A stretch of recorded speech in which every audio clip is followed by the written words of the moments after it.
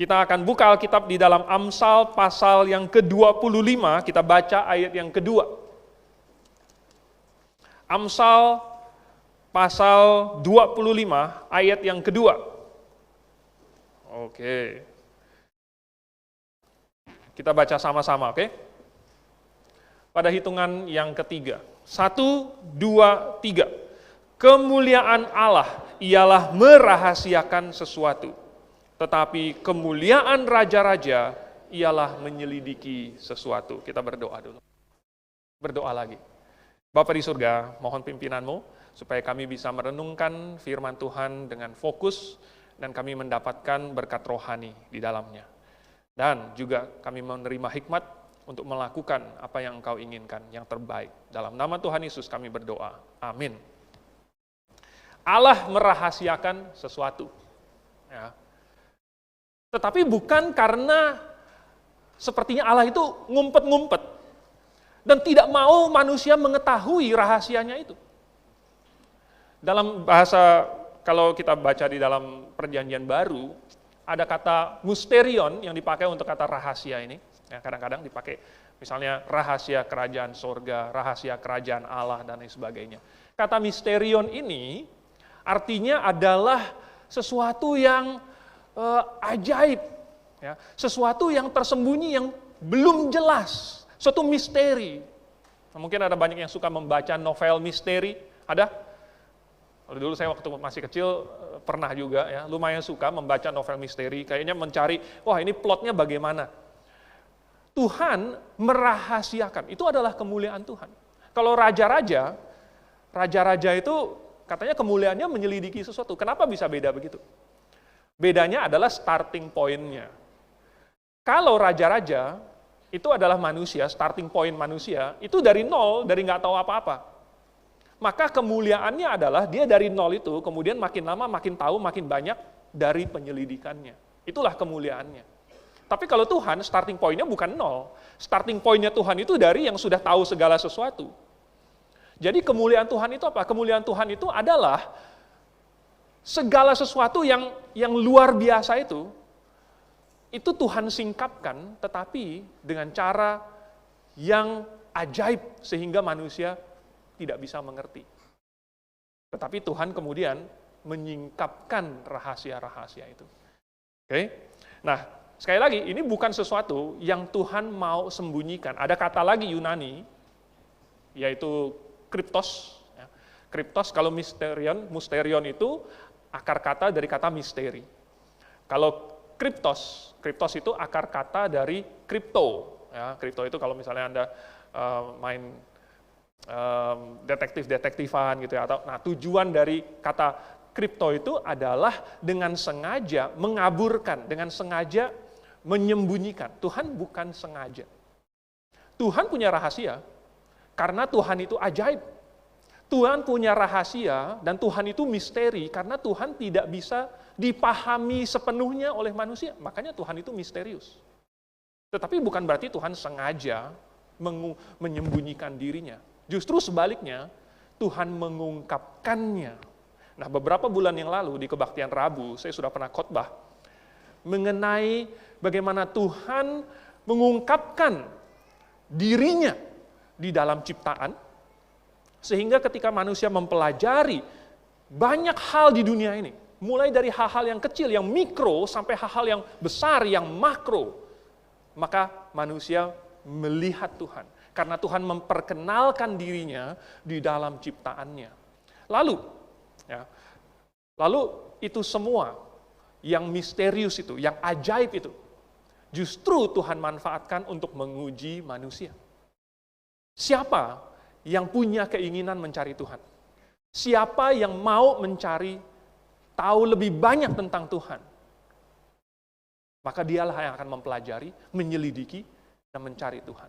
Siapa yang tidak peduli, maka dia tidak akan ketemu dengan Tuhan. Sekalipun Tuhan sudah memperkenalkan dirinya, sekalipun Tuhan sudah mendekat kepada manusia, tapi kalau manusia tidak mau mencari Tuhan, maka dia tidak akan ketemu dengan Tuhan. Jadi sekarang saya mau melanjutkan apa rahasia-rahasia yang Tuhan singkapkan itu. Apa rahasia-rahasianya? Dan apa yang Alkitab ungkapkan kepada kita? Nah, kita sudah pernah membahas rahasia dari ciptaan. Jadi kita tidak akan membahas rahasia ciptaan lagi. Jadi saya akan mulai nomor 1 hari ini adalah dengan rahasia hikmat atau misteri hikmat itu. Oke, coba kita buka di dalam Mazmur pasal 110. Sengaja saya pilih yang lebih jarang karena yang di Amsal pasal 1 ayat 7 dan di Amsal pasal 9 ayat 10 itu udah sering. Tapi yang di Mazmur pasal 110 ini lebih jarang kita baca, ayat yang ke-10.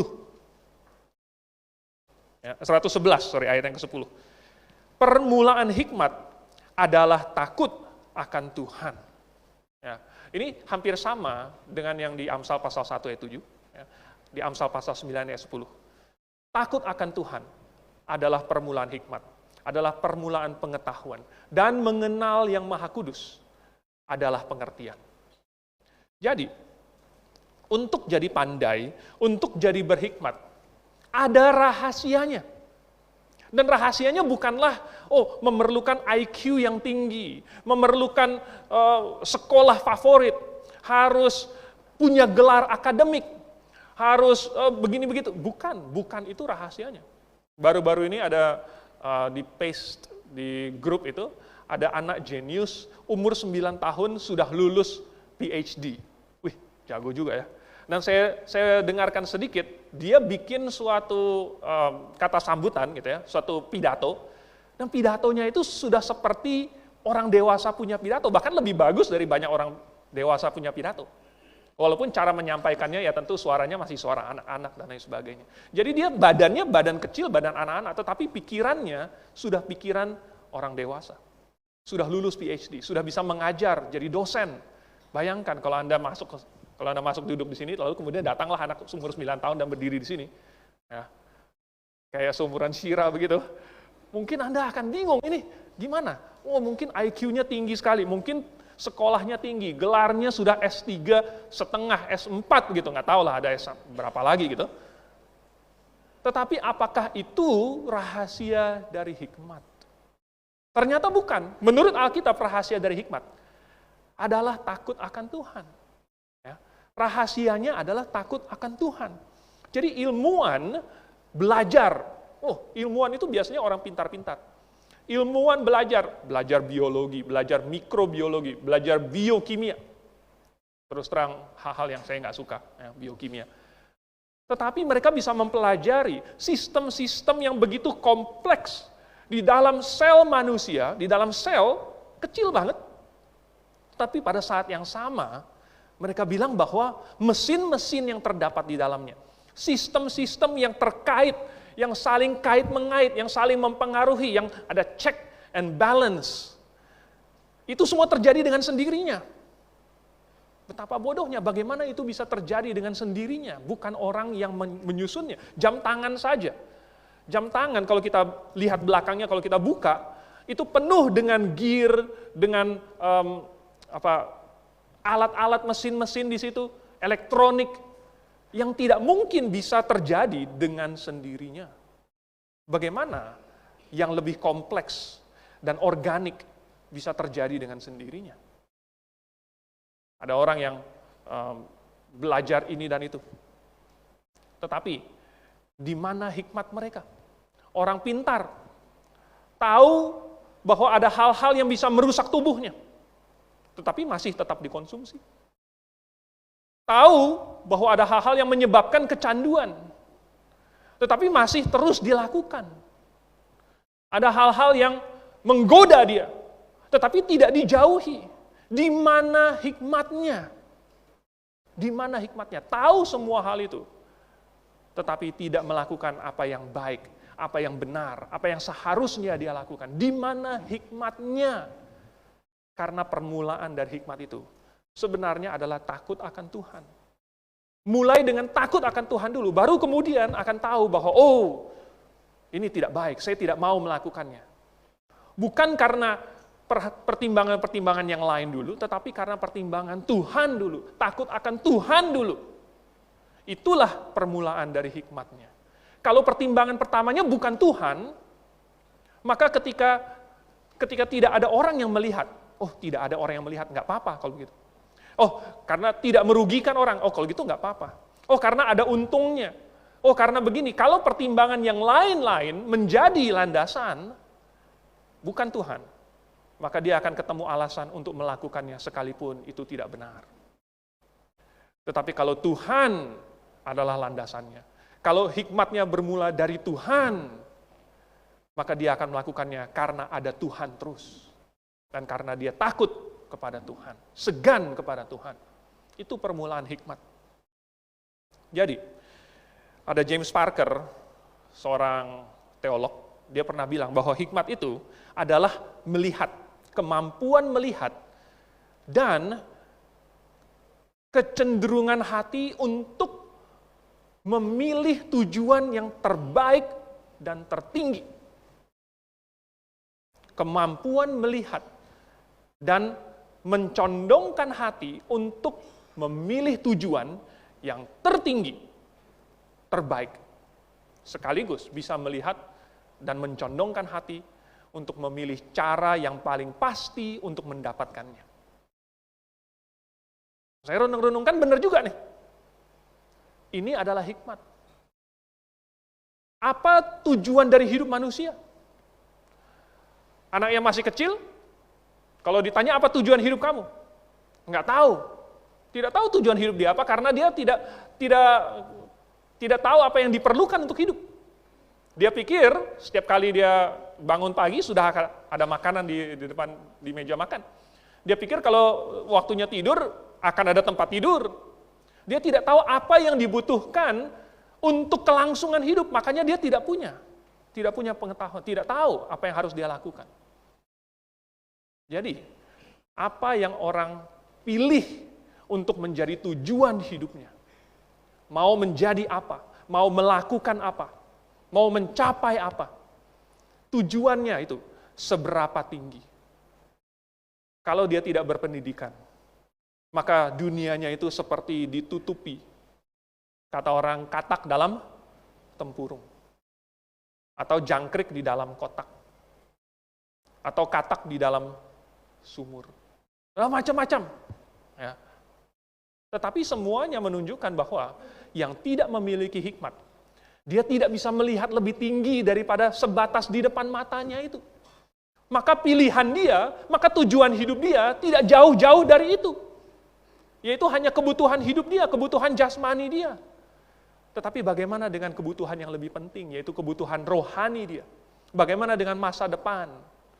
Orang yang berhikmat, hikmat itu adalah kemampuan melihat dan mencondongkan hati untuk memilih tujuan yang terbaik, tujuan yang termulia. Lalu kemudian melakukan cara yang paling pasti untuk mendapatkan itu. Jadi sekarang bagaimana caranya kita mendapatkan hikmat? Tadi kan Alkitab sudah katakan, ya, takut akan Tuhan itu permulaannya, berarti dimulai dengan keinginan mencari Tuhan, mencari firman-Nya, mencari kebenarannya Tuhan. Tuhan tadi memperkenalkan dirinya. Kalau kita mau melihat Tuhan, kita bisa melihat Tuhan di mana-mana. Lalu ada keinginan untuk mendekat kepada Tuhan. Kalau Tuhan berbicara, saya mau mendengarkan apa yang Tuhan katakan. Maka ada firman Tuhan di sini. Ada firman Tuhan. Oh, disinilah terdapat hikmat. Waktu Daniel, dia dituntut untuk menafsirkan mimpi, ini sesuatu yang nggak bisa, manusia nggak bisa lakukan. Kecuali manusia bikin-bikin. Ya. Bukan nubuat, tapi buat-buat, lu buat-buat. Ya. Bagaimana menafsirkan mimpi? Kan ada meme itu yang cowok dihukum sama pasangannya karena selingkuh di dalam mimpi. Pernah lihat meme seperti itu? Betapa absurd, betapa konyol. Lalu katanya, oh ini karena kamu selingkuh di dalam mimpi, artinya, ada artinya saudara. Jadi dia tafsirkan mimpi itu. Tapi bisa nggak mimpi ditafsirkan oleh manusia? Daniel dituntut untuk menafsirkan mimpi. Dan apa yang Daniel lakukan? Daniel berdoa kepada Tuhan. Dan dia meminta penyingkapan dari Tuhan. Sudah benar. Ya. Karena rahasia itu ada di tangan Tuhan. Tuhanlah yang memegang rahasia dan sekaligus menyingkapkannya. Jadi dia berdoa. Nah hari ini kalau kita mau tahu, ya, kalau kita mau minta wahyu dari Tuhan, kita tetap berdoa. Walaupun kita tidak menunggu lagi Tuhan turunkan wahyu. Karena apa? Karena wahyunya sudah ditulis. Wahyunya sudah dikasih tahu kepada kita. Sudah disediakan, sudah dibukukan, sudah diindekskan, sudah didigitalkan. Tinggal kita baca, tinggal kita cari. Kita berdoa lalu kemudian kita cari. Karena Alkitab ini seperti ensiklopedia. Di dalamnya ada macam-macam, dari A sampai Z. Kalau dulu waktu saya kecil, ini hikmat dari Gembala Suhento, papa saya, beliau punya koleksi ensiklopedi, banyak sekali. Ya, dari New Book of Knowledge, Americana, Britannica, dan dulu saya suka banget ke perpustakaan itu, lalu kemudian duduk dan buka-buka ensiklopedi itu. Awalnya karena ada banyak gambar yang lucu-lucu, ya, ada bagus-bagus, tetapi apapun yang saya mau tahu, saya tinggal buka. Saya mau tahu tentang mesin, saya buka ke engine. Mau tahu tentang apa? Tentang pohon ini, mau tahu tentang itu, tinggal dibuka, tinggal dilihat A, B, C, D, E-nya.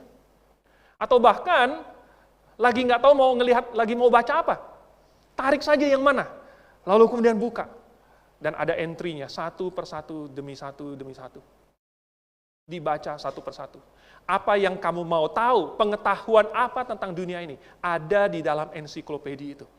Dan Alkitab ini, saudara, adalah ensiklopedi bagi kehidupan kita. Semua yang kita mau tahu, semua yang relevan dengan kehidupan manusia, ada di dalam Alkitab. Tinggal kita buka, tinggal kita baca. Oh saudara, itulah yang akan memberitahukan kita hikmatnya Tuhan. Apa keinginan Tuhan? Tuhan sudah kasih wahyunya, tetapi kita mau mendengarkan atau tidak? Daniel mau mendengarkan. Hari ini kita membacanya. Nah, saudara, ini rahasia dari hikmat Tuhan. Orang yang mencari Tuhan, lalu kemudian dia akan terbuka pikirannya dan pandangannya akan melebar dan menjauh. Lalu kemudian dia akan mulai melihat hal-hal yang tadinya tidak kelihatan. Hal-hal yang sifatnya rohani. Dia akan melihat hal-hal yang jauh yang tadinya buram, tetapi dikasih tahu di dalam Alkitab. Dia akan melihat efek sebab akibat. Dia akan melihat prinsip-prinsip, apa yang kamu tabur itu yang akan kamu tuai. Dia akan melihat prinsip-prinsip yang Tuhan ajarkan mengenai kebaikan. Maka dia akan memilih tujuan yang tertinggi, yang terbaik untuk menjadi tujuan hidupnya. Saudara, apakah yang manusia taruh sebagai goal-nya, sebagai targetnya? Apakah yang manusia letakkan sebagai hal yang tujuan yang harus dia tuju, yang harus dia kejar? Itu yang akan menentukan seberapa dia berhikmat. Dan itu rahasia dari Tuhan. Hal yang kedua, sekarang kita mau lihat hal yang kedua. Apa rahasia yang kedua?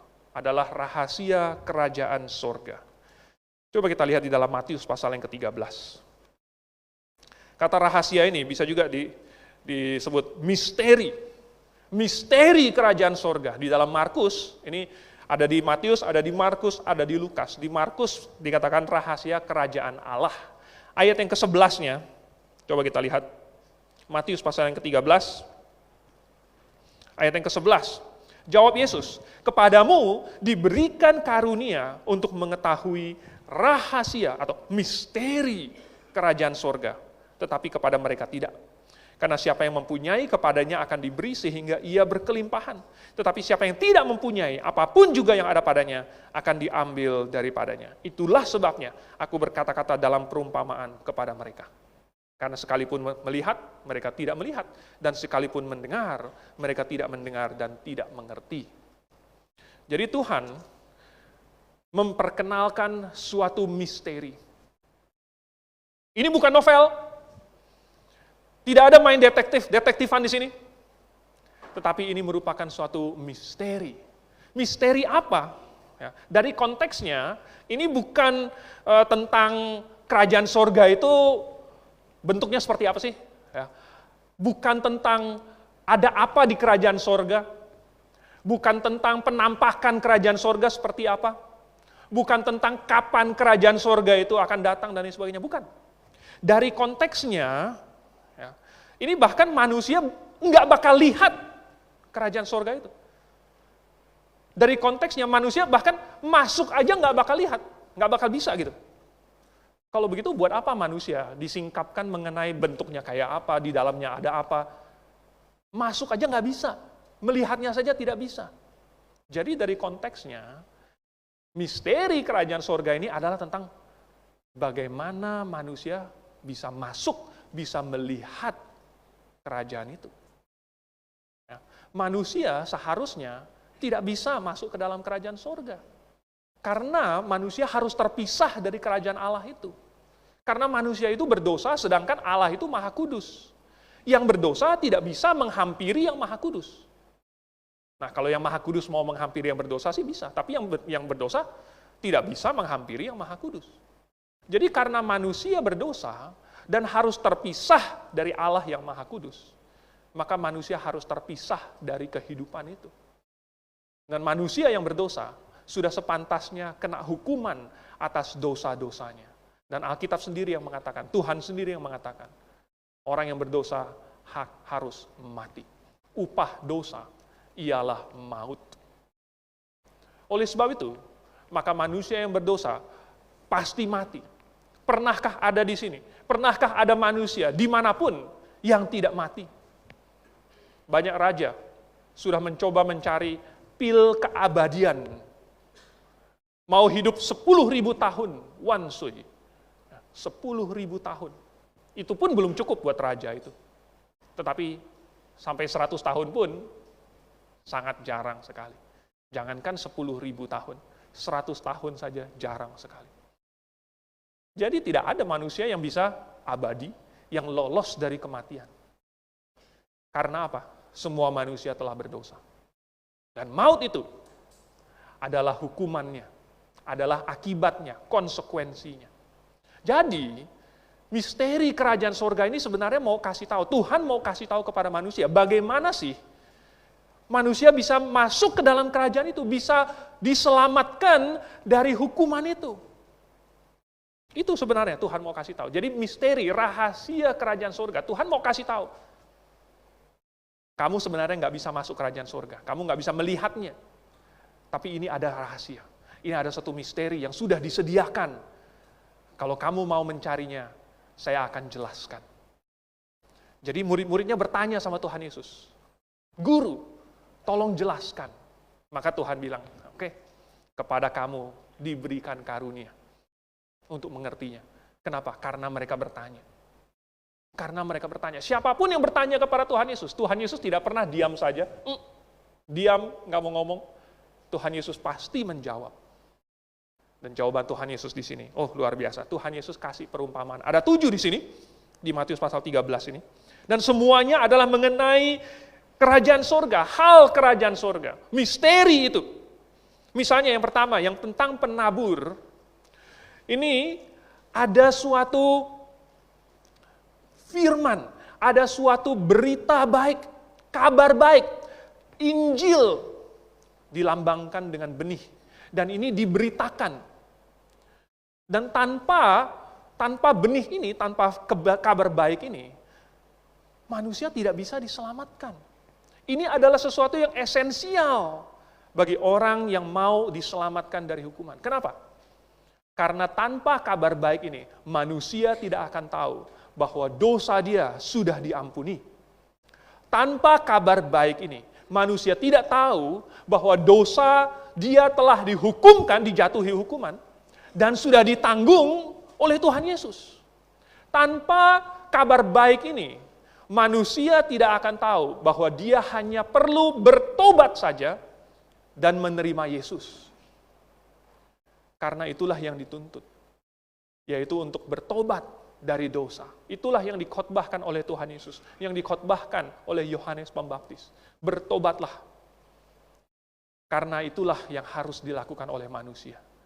Jikalau dia mau bertobat dari dosanya, jikalau dia mau menerima Yesus, maka bersama-sama dengan Yesus itu, dia akan menerima pengampunan. Tetapi kabar baik ini, saudara, jatuh di berbagai macam tempat. Ada yang jatuh di pinggir jalan, jatuh di tanah yang berbatu-batu, yang bersemak duri, dan baru akhirnya jatuh di tanah yang baik. Yang jatuh di tanah yang baik itulah melambangkan hati yang kemudian menerima dan kemudian mengaminkan dan mengucap syukur atas kebenaran yang telah dia dengar. Maka itulah yang akan menghasilkan buah, yang akan tumbuh dengan subur. Saudara, benih kebenaran itu sudah ditaburkan. Dan apakah hati kita di sini? Hati yang subur, sehingga menerima dan mengaminkan Injil itu. Lalu kemudian, yang kedua adalah perumpamaan tentang lalang. Ya. Perumpamaan tentang lalang ini, katanya ada musuh yang datang sesudah gandumnya sudah ditaburkan. Gandumnya ditaburkan, lalu kemudian datang musuh menaburkan lalang. Lalang ini, itu kompetisi dengan gandum. Ya, ada gandum dan ada lalang. Dua-duanya agak-agak mirip, terutama pada waktu dia masih tumbuh bersama-sama. Karena bentuknya sama-sama hijau, tumbuhnya sama-sama ke atas, bentuk daunnya kurang lebih sama. Jadi kalau ada gandum, kemudian ada lalang, sulit untuk dibedakan. Tetapi yang lalang ini tidak akan menghasilkan apa-apa, dia hanya akan menyerap nutrisi tanah itu, dia akan menyerap unsur hara sehingga gandumnya kekurangan. Oleh sebab itu disebut kayak hama begitu ya, hama tanaman. Jadi ditanya apakah lalang itu dicabut. Tapi tuannya bilang jangan. Nanti kalau kita cabut lalangnya, sekaligus jangan-jangan kena gandumnya ikut tercabut. Jadi dibiarkan. Nah, tetapi apa pengajarannya di sini? Pengajarannya adalah hati-hati, ada musuh. Ya. Ada musuh. Ada penabur yang menaburkan benih. Ada penabur itu melambangkan Allah. Ada kebaikan, ada kabar baik, ada Injil keselamatan yang ditawarkan kepada orang, disebar. Tetapi ada musuh, yaitu iblis, yang berusaha menyesatkan manusia, yang berkompetisi, yang mau merebut. Dan ini sama seperti yang di penabur, di perumpamaan penabur. Kalau yang jatuh di pinggir jalan, langsung datang burung-burung, lalu kemudian mematuknya dan menghabiskannya. Sehingga benih yang baik itu, kabar baik yang harusnya bisa tumbuh itu, yang harusnya bisa menghasilkan, hilang. Habis ditelan oleh burung-burung. Maka iblis berusaha juga. Sudah ada gandum yang ditaburkan di situ, benih gandum. Taburkan juga benih lalang. Supaya kompetisi. Dan itulah yang kita lihat di dunia ini. Ternyata dunia ini penuh dengan hal-hal yang tidak benar. Itu tadi, ya, sampah, hoax, fake news. Itu datang dari mana? Kalau yang datang dari Allah cuma satu, yaitu adalah kebenaran. Tetapi banyak kitab-kitab yang lain. Banyak agama-agama lain yang diajarkan. Bukan yang benar. Masing-masing berbeda, tetapi semuanya berkompetisi. Itu dari musuh, saudara. Lalu kemudian, perumpamaan tentang biji sesawi. Ini biji sesawi, waktu beberapa minggu yang lalu, saya membawa hamba-hamba Tuhan yang datang dari seluruh Indonesia untuk pergi ke Museum Benda-Benda Alkitab. Dan di situ kami melihat ada pohon sesawinya. Ya. Bijinya kecil sekali. Kalau kita ada satu segenggam begini, ya, segenggam bijinya itu sudah bisa ratusan ribuan butir. Satu biji saja itu, tetapi menghasilkan pohon yang besar sekali. Yang kebetulan kita lihat di Museum Benda Alkitab itu, belum begitu besar. Karena di pot. Ya. Kalau itu ditanam di tanah yang subur, maka, saya lihat gambarnya di Google, itu besar sekali. Ya.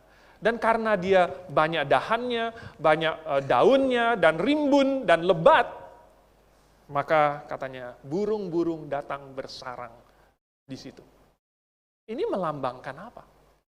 Ini sama.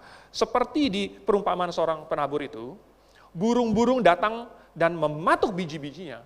Berarti burung-burung ini melambangkan hal yang tidak baik. Ya, melambangkan hal yang negatif. Maka burung-burung di perumpamaan tentang biji sesawi juga melambangkan hal yang negatif. Jadi ketika biji sesawi ini biasanya melambangkan sesuatu yang baik, itu kemudian sudah bertumbuh, dan tumbuhnya besar, karena Tuhan bisa memberkati. Tuhan bisa memberkati sehingga menjadi besar. Tetapi ketika dia menjadi besar, datanglah burung-burung. Dan itulah yang terjadi. Ketika gereja menjadi besar, datanglah burung-burung dan bersarang di dalamnya. Iblis bukan hanya puas dengan menabur-nabur benih lalang di mana-mana. Dia mau menyusup ke dalamnya. Dan kalau bisa, dia mau bersarang di dalamnya. Itulah sebabnya banyak sekali gereja hari ini. Bukan berbuah, tetapi justru menjadi sarang bagi burung-burung.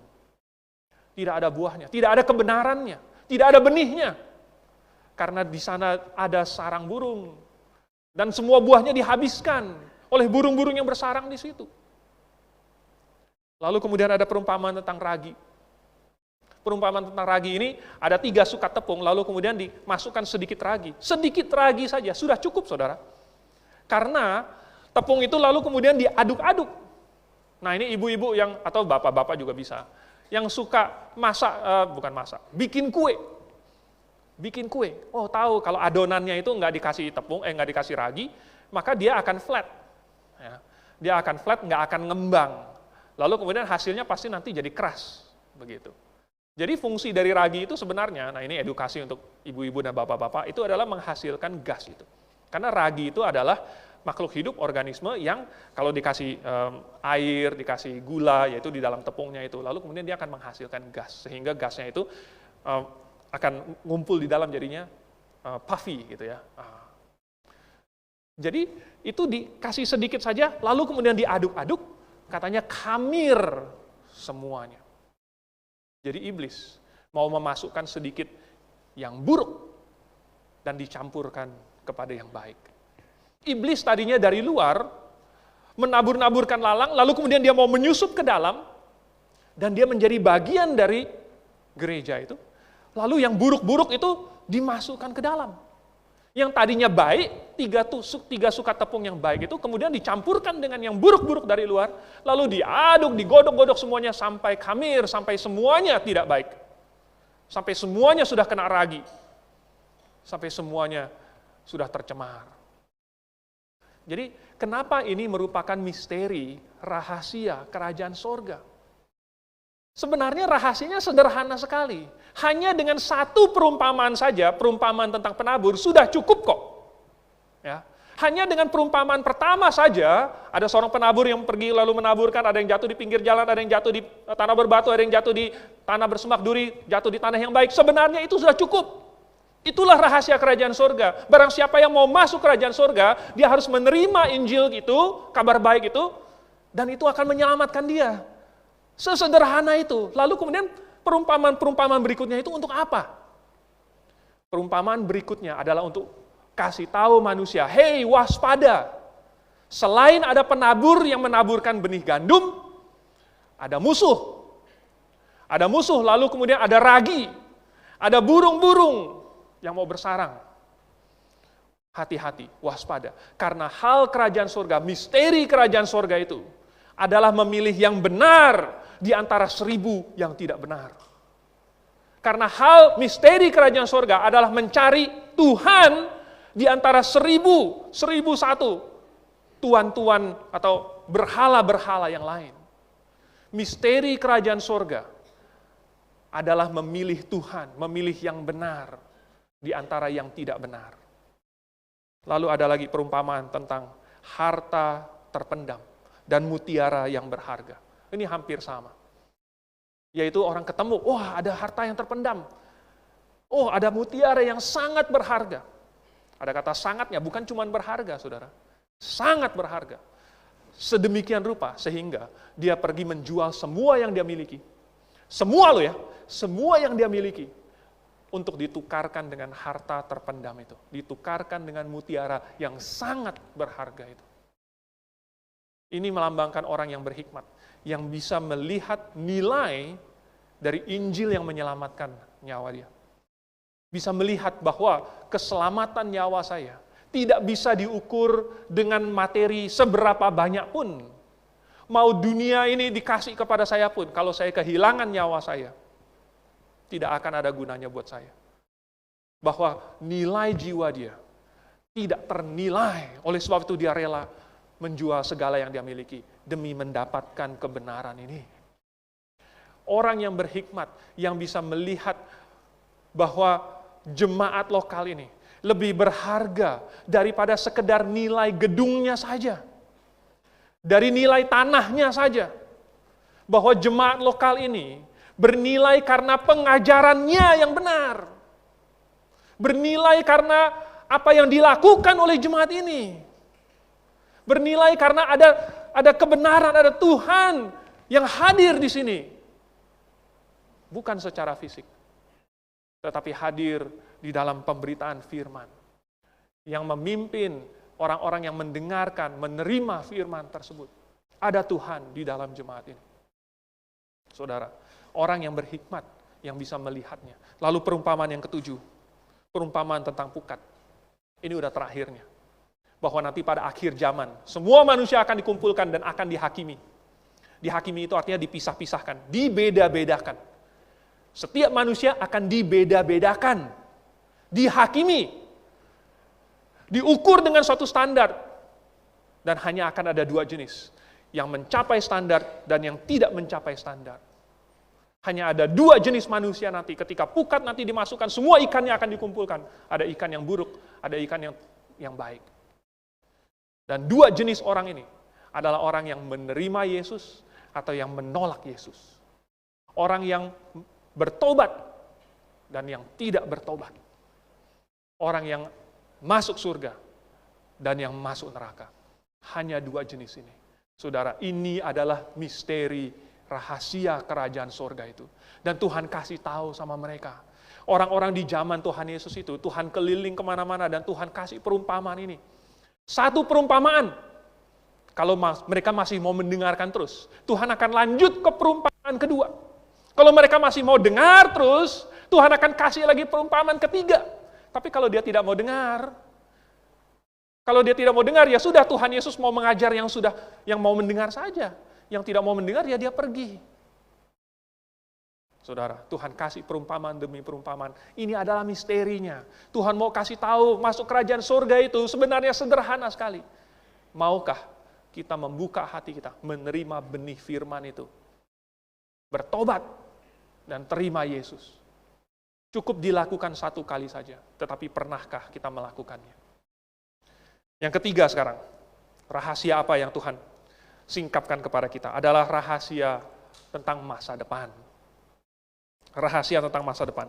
Coba kita buka di dalam Pengkhotbah pasal 7. Pengkhotbah pasal yang ke-7, ayat yang ke-14. Nah, saya bacakan ya. Ini ayat yang agak membingungkan bagi sebagian orang. Tapi kalau kita renung-renungkan, ini sangat bermakna. 7 ayat 14, Pengkhotbah. Pada hari mujur, bergembiralah. Tetapi pada hari malang, ingatlah bahwa hari malang ini pun dijadikan Allah seperti juga hari mujur. Supaya manusia tidak dapat menemukan sesuatu mengenai masa depannya. Apa maksud dari ayat ini? Maksudnya adalah, Tuhan sengaja bikin ada hari yang beruntung, dan bikin ada hari yang tidak beruntung. Tuhan sengaja bikin ada hari yang baik dan ada hari yang tidak baik. Tuhan sengaja. Lalu tujuannya apa? Supaya manusia tidak dapat menemukan sesuatu mengenai masa depannya. Jadi rupanya Tuhan sengaja tidak mau manusia tahu masa depan. Dan memang manusia tidak bisa memprediksi masa depan. Ya kan? Misalnya, siapa yang bisa memprediksi, misalnya Bitcoin tiba-tiba naik, gitu kan? Atau apalagi turun, saham, indeks, forex, dan lain sebagainya. Tidak ada manusia yang bisa prediksi. Manusia hanya bisa berspekulasi. Dan kalaupun sudah hampir-hampir rugi, atau sudah rugi sedikit, langsung di cut loss. Istilahnya begitu. Ya kan? Tetapi manusia tidak bisa memprediksi, nanti bakal begini. Siapa yang nanti akan menang Piala Dunia, kan beberapa tahun yang lalu kan? Beberapa bulan yang lalu. Siapa yang itu? Kalau judi bola itu udah pasang taruhan. Argentina gitu kan. Berapa persen yang pasang taruhan Argentina? Nggak tahu juga sih, saya nggak punya datanya karena saya nggak ikutan. Ya. Tetapi yang jelas manusia tidak bisa memprediksi. Ada yang bilang apa? Oh, yang agak optimis bilang Inggris. Terus bilang apa lagi? Yang lebih optimis lagi bilang Arab Saudi gitu kan. Itu optimis banget. Tetapi siapa yang bisa memprediksi? Memprediksi Brazil? Tidak ada manusia yang bisa memprediksi. Tetapi ternyata Tuhan sengaja bikin masa depan itu tidak bisa diprediksi. Tuhan sengaja. Jadi Tuhan itu seperti yang pegang buku, kalau taruhan judi itu, ya. Lalu kemudian ada yang, yang memilih ini unggulannya. Tuhan sengaja, kalau gitu nggak mau unggulannya. Jangan unggulan yang menang. Sengaja Tuhan bisa begitu. Ya. Supaya apa? Supaya manusia tidak bisa menemukan sesuatu tentang masa depan. Maksudnya, Tuhan tidak mau manusia bisa prediksi masa depan. Loh, kok Tuhan nggak mau manusia bisa memprediksi masa depan? Kita bertanya-tanya, bukankah dengan bisa memprediksi masa depan itu sangat bermanfaat? Misalnya besok bakal hujan atau tidak? Ya kan? Kemarin sudah hujan lebat. Terus kita lihat, karena hujan lebat berarti awannya sudah jatuh semua jadi ini. Berarti hari Minggu bakalan cerah. Kita memprediksi hari Minggu bakal cerah. Bukankah bisa memprediksi masa depan? Itu sangat bermanfaat. Ya. Tetapi ternyata Tuhan nggak mau. Kenapa? Karena Tuhan pegang itu menjadi rahasianya. Ya. Tuhan memegang masa depan, dan itu menjadi rahasianya Tuhan. Oke.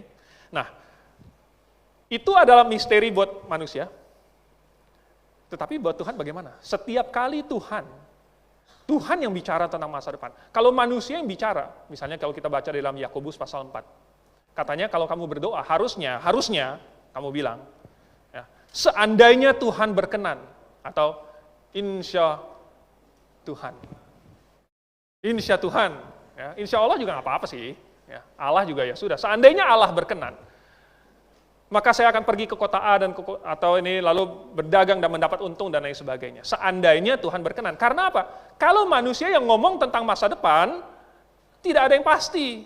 Kalau manusia yang ngomong tentang masa depan itu hanyalah berupa harapan, hanyalah berupa prediksi, hanyalah berupa analisa dan lain sebagainya. Tetapi kalau Tuhan yang berbicara tentang masa depan, beda. Coba kita lihat Mazmur pasal 37. Ayat yang ke-37-nya. 37 dan 38. Mazmur 37, saya bacakan, 37 dan 38.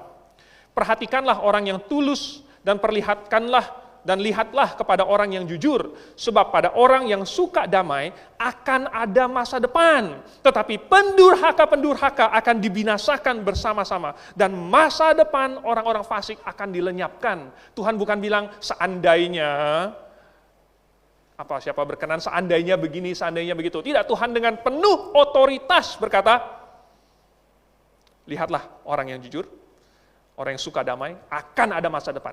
Pendurhaka dibinasakan bersama-sama. Orang fasik dilenyapkan. Lalu kemudian kita lihat lagi. Misalnya, Amsal pasal 23.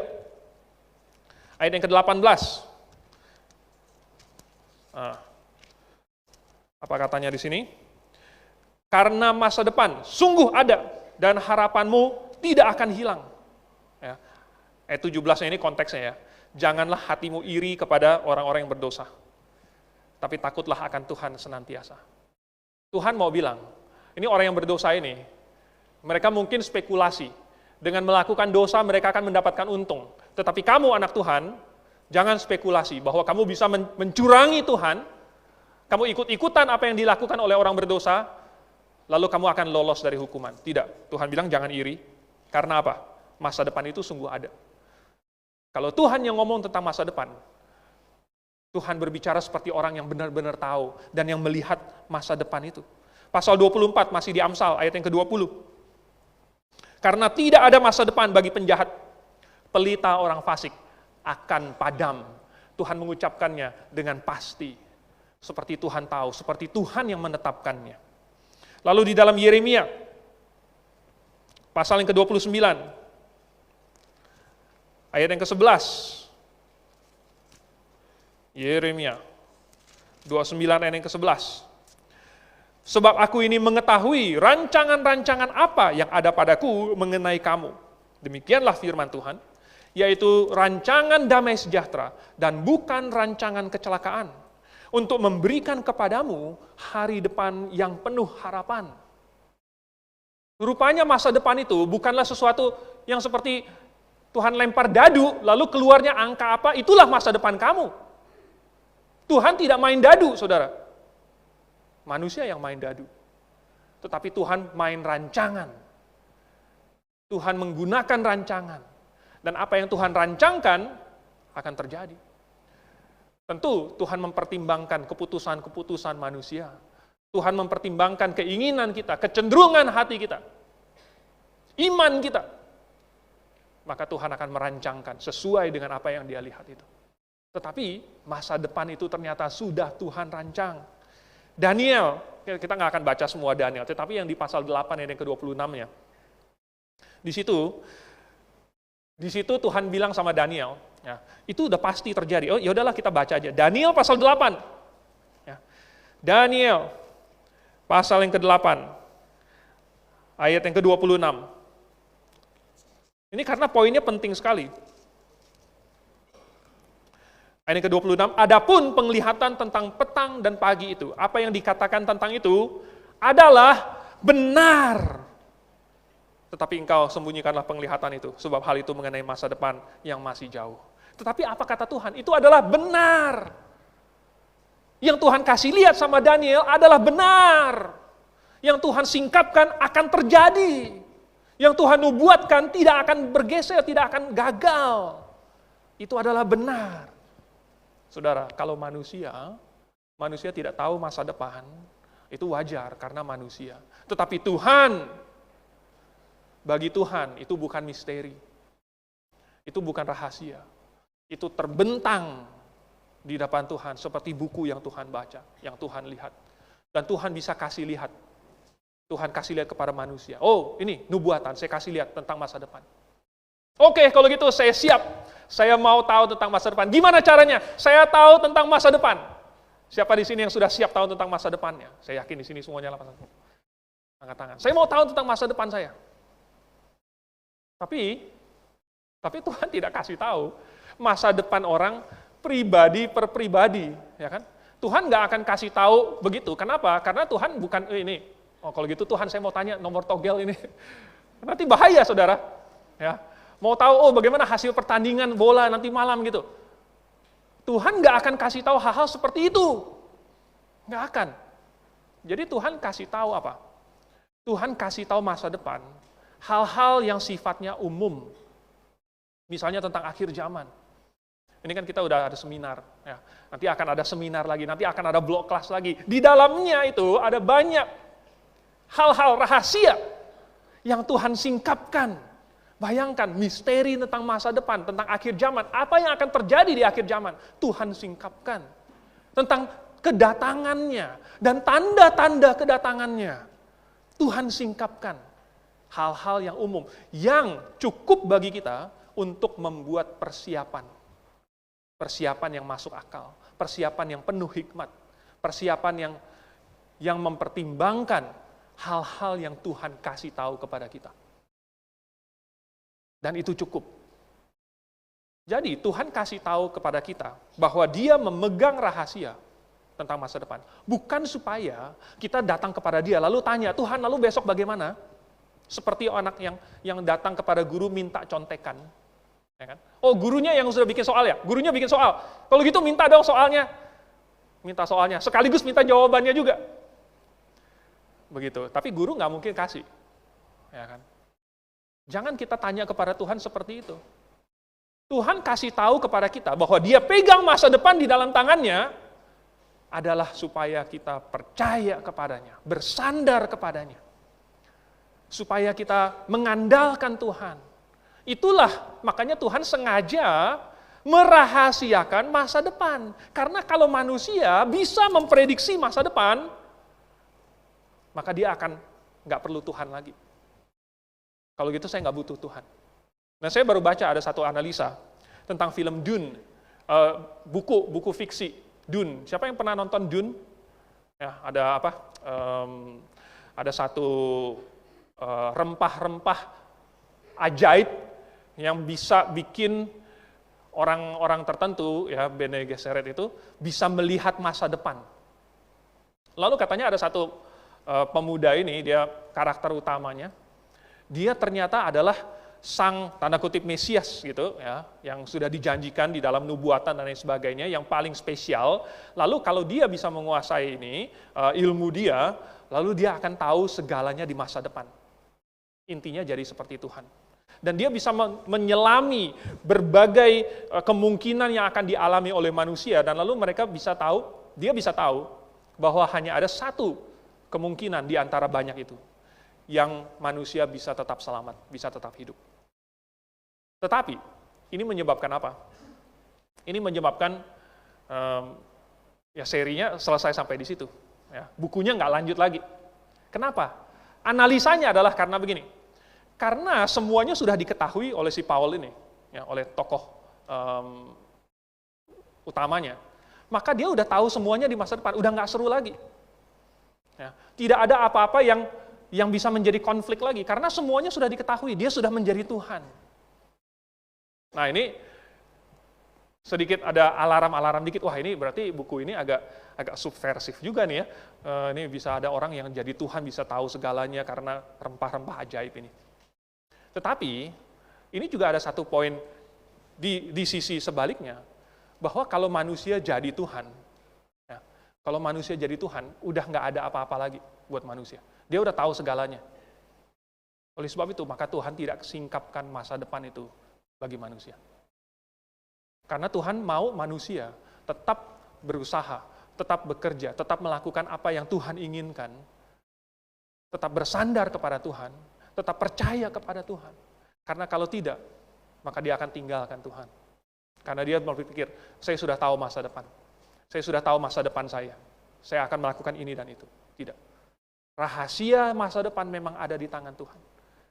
Tetapi Tuhan mau supaya kita percaya kepadanya. Nah, jemaat sekalian, rahasia-rahasia yang Tuhan ajarkan kepada kita ini tergantung dari kita untuk mencari mendalaminya. Apakah kita mau menerima kabar baik yang Tuhan sudah sediakan? Dan kita mencarinya itu, maka lebih banyak lagi misteri, lebih banyak lagi rahasia disingkapkan kepada kita. Mari kita tundukkan kepala, kita berdoa. Bapa di surga, biarlah pengetahuan yang tersimpan di dalam Alkitab, yang terkunci di dalamnya, biarlah itu yang Engkau singkapkan kepada kami, karena kami memiliki kuncinya, yaitu kami memiliki keinginan untuk mencari tahunya, memiliki Yesus di dalam hati kami, memiliki Roh Kudus yang telah memeteraikan hati kami. Dan biarlah kami bertambah hikmat untuk melihat kehendak-Mu, keinginan-Mu, dan menyesuaikan hati kami, mencondongkan hati kami kepada tujuan yang Engkau sudah perlihatkan kepada kami itu, yang paling mulia, yang paling baik. Kami mengucap syukur dalam nama Tuhan Yesus. Amin.